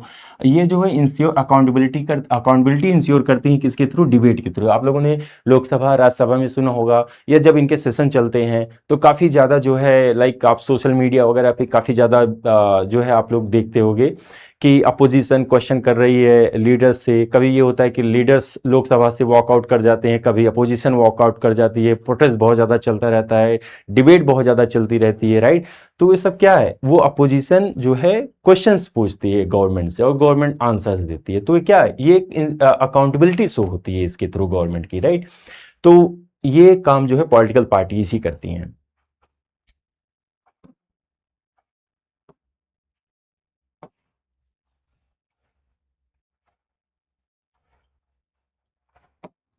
नेक्स्ट है, बहुत इंपॉर्टेंट टॉपिक है, हालांकि आपके डू यू नो बॉक्स में है तो कुछ एग्जाम्स में आने की प्रोबेबिलिटी बहुत कम है, लेकिन इंपॉर्टेंट है। इसमें ये होता है कि डिफेक्शन, डिफेक्शन इसलिए होता है जैसे मान लो कोई पार्टी जीत गई, किसको, जैसे सपोज कोई भी कैंडिडेट जो है किसी पॉलिटिकल पार्टी के सिंबल से जीत गया, लेकिन जीतने के बाद वो बोला कि अब मैं इस पार्टी में नहीं रहूंगा, राइट। तो ये क्या है, ये डिफेक्शन है। डिफेक्शन कहने का मतलब है कि आपने उसी पार्टी से जीते और जीतने के बाद आप उसी पार्टी से हटना चाह रहे हो। तो आप जीते सिर्फ इसलिए क्योंकि उस पार्टी का उस समय काफी ज्यादा हाइप चल रहा था और आप उसके सिंबल से जीत गए और जीतने के बाद बोल रहे हो अब इस पार्टी में मैं नहीं रहूंगा, राइट। तो आपके ऊपर क्या चलेगा, डिफेक्शन चलता है। Anti defection act, anti defection act law बनाया गया था अपने कंट्री में, एंटी डिफेक्शन लॉ बनाया गया था। उस लॉ के थ्रू जो है उस पर केस चलता है, राइट। ये भी ऑफेंस में ही आता है, अगर प्रूफ हो जाता है तो उसकी मेंबरशिप जो रहती है वो वापस ले ली जाती है। तो डिफेक्शन मतलब होता है अबेंडनिंग या switching the party under whose banner a candidate was elected. Anti defection law लाया गया जिसके थ्रू ये देखा गया कि ये केसेस हैं, जो लोग पार्टी जाते हैं, जीत जाते हैं, जीतने के बाद जो है दूसरी पार्टी को छोड़ देते हैं, तो उनके लिए लॉ लाया गया ऐसा चीज ना किया जाए। तो ये इसके लिए एंटी डिफेक्शन लॉ लाया गया। Third, if an MP MLA quit party और votes against the party whip can be disqualified. इसमें ये भी होता है कि मान लो पार्टी ने कोई क्वेश्चन रेज किया हाउस के अंदर, लोकसभा के अंदर, राज्यसभा के अंदर या विधानसभा विधान परिषद के अंदर, और अपनी ही पार्टी के अगेंस्ट अगर कोई बोल रहा है, अपनी ही पार्टी के अगेंस्ट अगर कोई वोट कर रहा है, तो जनरली उसको, वो भी जो है एंटी डिफेक्शन में ही आता है, राइट। उसको जनरली पार्टी से हटा देते हैं लोग। तो ये सारी चीजें डिफेक्शन और एंटी डिफेक्शन लॉ ये बोलता है।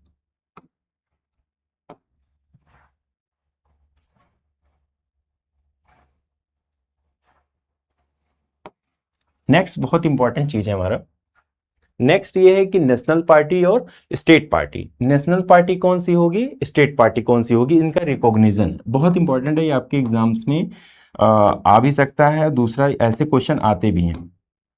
देखते हैं इसमें नेशनल पार्टी क्या होती हैं और स्टेट पार्टी क्या होती हैं, और इनका कंडीशन क्या क्या होता है। जो सबसे पहले देखा जाता है कि जो नेशनल पार्टी कैसे रिकॉग्नाइज की जाती है, इलेक्शन कमीशन किसको, कौन सी पार्टी को बोलेगा कि ये जो है नेशनल पार्टी है, ये जो है स्टेट पार्टी है। ये चीज इसमें समझते हैं हम लोग। देखते हैं सबसे पहले चीज जो कंडीशन दी गई है वो ये है कि कोई पॉलिटिकल पार्टी अगर 4 स्टेट में, 4 या 4 से ज्यादा स्टेट में 6% टोटल वोट लाती है और इसके साथ साथ जो है 4 लोकसभा सीट जीत जाती है, राइट।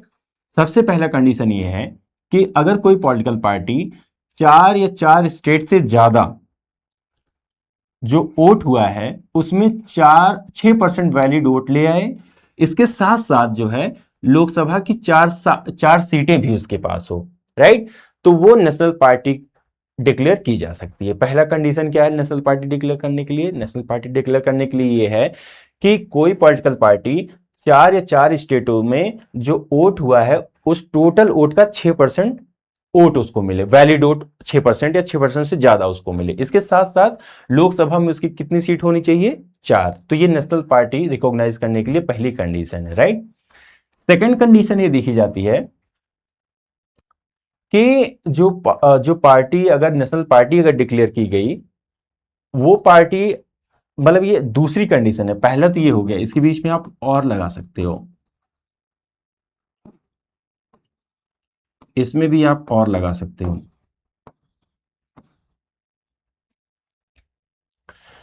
दूसरा कंडीशन ये है कि अगर लोकसभा का मान लो इलेक्शंस हुआ है, तो उस लोकसभा के इलेक्शन में 2% सीट जो है वो पार्टी जीत जाए।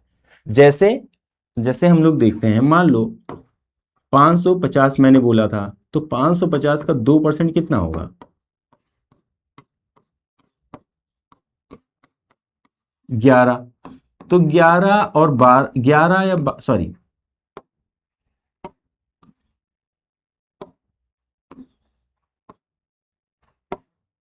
अगर कोई 11 सीट लाता है कोई नेशनल पॉलिटिकल पार्टी लोकसभा में, तो वो नेशनल पार्टी डिक्लेयर की जा सकती है, राइट। फिर ये देखा जाता है, अच्छा वो जो 11 सीट आएगी, उस मतलब 2% सीट जो आएगी टोटल, वो 3 स्टेट से ज्यादा में आनी चाहिए। मतलब 3 स्टेट से ज्यादा जो है, अगर ये नहीं कि एक ही स्टेट में वो 2% सीट ला दिया लोकसभा की, ऐसा नहीं, कम से कम 3 स्टेट से ज्यादा में इंक्लूड करके जो है, अगर वो 11 सीट ला दिया लोकसभा में, तो वो नेशनल पार्टी डिक्लेयर की जा सकती है। फिर थर्ड कंडीशन ये है कि जो है, जो नेशनल पार्टी डिक्लेयर की जाएगी, वो कम से कम 4 स्टेट से ज्यादा में पहले से ही स्टेट पार्टी होनी चाहिए। मतलब जैसे सपोज वो जो पहले नेशनल पार्टी अपने आप को रिकॉग्नाइज कराने के लिए सबसे पहले उसको 4 स्टेट से ज्यादा 4 स्टेट से ज्यादा में क्या होना चाहिए? वो ऑलरेडी स्टेट पार्टी डिक्लेयर होनी चाहिए, राइट। तो ये तीनों कंडीशन है नेशनल पार्टी होने के लिए। फिर स्टेट पार्टी होने के लिए क्या कंडीशन है? स्टेट पार्टी होने के लिए कि ये कंडीशन है कि जैसे यहां पे देखा गया कि सबसे पहली कंडीशन ये है कि अगर असेंबली का पोल हुआ है, तो उसमें 6% जो है वोट वो पाए, जितना भी वोट पड़ा है उसका 6% वोट उसको मिलना चाहिए असेंबली इलेक्शन में, राइट। और कम से कम जो है 2 सीट वो उस असेंबली में जीते। जैसे फॉर एग्जांपल दिल्ली में 70 सीट है, तो अगर दिल्ली में मान लो 1000 वोट पड़ा, तो उस 1000 का 6% कितना होगा, राइट।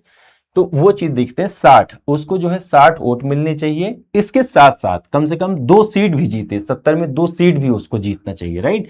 ये पहली कंडीशन है। दूसरी कंडीशन ये है कि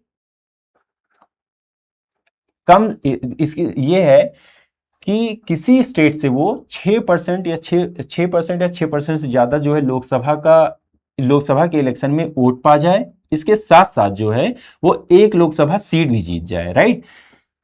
सेकंड का सिंपल सा मतलब है कि अगर लोकसभा का इलेक्शन हो रहा है, अगर किसी पार्टी को स्टेट पार्टी बनना है, तो सिंपल सा उसको जो 6% वोट पाना है, 6% या 6% से ज्यादा वोट पाना है, और एक लोकसभा सीट जीतनी है, तो वो स्टेट पार्टी डिक्लेयर की जा सकती है। थर्ड ये है कि ये 3% से ज्यादा उसकी असेंबली सीट होनी चाहिए, राइट। पहली चीज है ये। या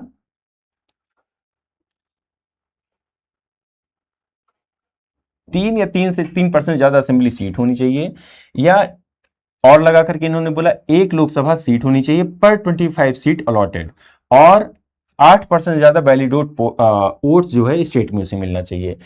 यहां पे सिंबल सा बोला गया है कि 3% से ज्यादा जो है असेंबली में सीट होनी चाहिए, या एक लोकसभा सीट होनी चाहिए पर 25 सीट्स अलॉटेड।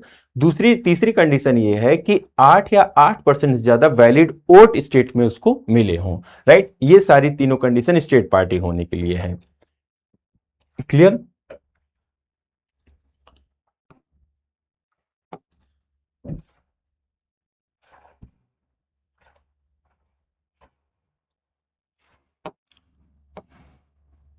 लास्ट टॉपिक हम लोग देखते हैं। लास्ट टॉपिक है challenges to free and fair elections.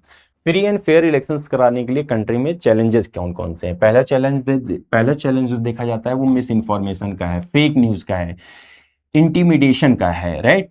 अमिट diverse region and socio economic realities. तो सबसे पहला जो इश्यूज़ देखा जाता है मिस इन्फॉर्मेशन का ही है। आजकल सोशल मीडिया का ज़माना है, डिजिटल मीडिया का ज़माना है। एक मैसेज अगर कम्युनिकेशन करना है तो लॉन्ग डिस्टेंस छोटा पड़ जाएगा, लेकिन विद इन सेकेंड जो है आप कम्युनिकेशन किया जा सकता है। लीडर्स भी कम्युनिकेट कर सकते हैं, बहुत सारे कम्युनिटीज़ भी जो है, बहुत सारे लोग भी आपस में कम्युनिकेट कर सकते हैं। तो ऐसे केस में जो है जब फियर का चांसेस ज़्यादा होता है तो जो है मिस इन्फॉर्मेशन का जो स्प्रेड होने के चांसेस होते हैं वो काफ़ी ज़्यादा होते हैं, राइट।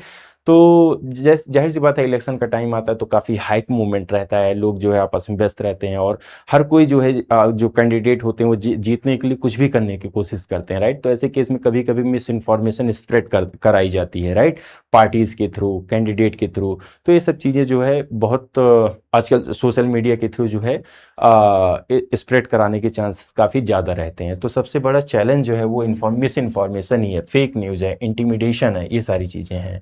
फिर नेक्स्ट जो चैलेंज देखा जाता है फ्री एंड फेयर इलेक्शंस के लिए, वो देखा जाता है RPA 9050-51 model code of conduct, EVM, VVM, voter ID card, इसका अवेयरनेस नहीं है, वोटर्स अवेयरनेस कैंपेन, राइट।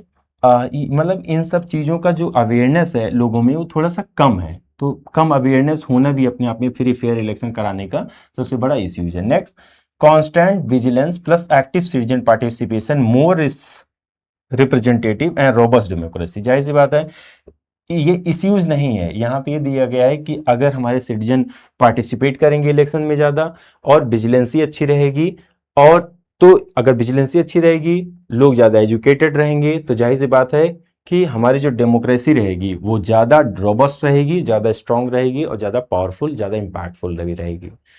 तो इसी के साथ आपका चैप्टर ख़त्म होता है और आई होप आप लोग इस चैप्टर को समझोगे। कोई क्वेश्चंस होगा तो आप कमेंट में कर सकते हो, मैं उस क्वेश्चन का आंसर करूंगा। और thank you so much for watching this video. और प्लीज़ आप लोग लाइक, शेयर एंड सब्सक्राइब करिए ताकि जो है आगे से और भी चैप्टर्स और भी अच्छी तरीके से आपको बता सकूं, मैं समझा सकूं। And thank you so much.